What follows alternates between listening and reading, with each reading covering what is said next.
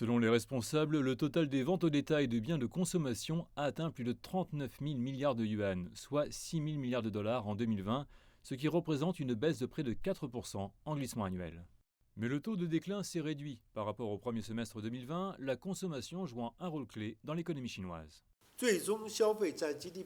La consommation finale représente 54,3% du PIB et la consommation reste un rocher pour des opérations économiques stables. Malgré les défis apportés par la pandémie, la Chine a connu une croissance rapide dans de nouveaux domaines du commerce en 2020, comme les achats en ligne et la diffusion en direct.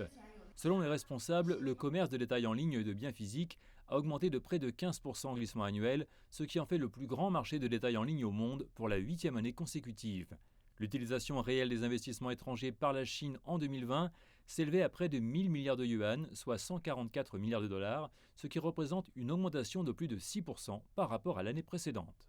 Les importations et exportations ont également atteint des niveaux records en termes d'échelle et de part du marché international. La Chine a signé l'accord régional de partenariat économique global, la plus grande zone régionale de libre-échange au monde.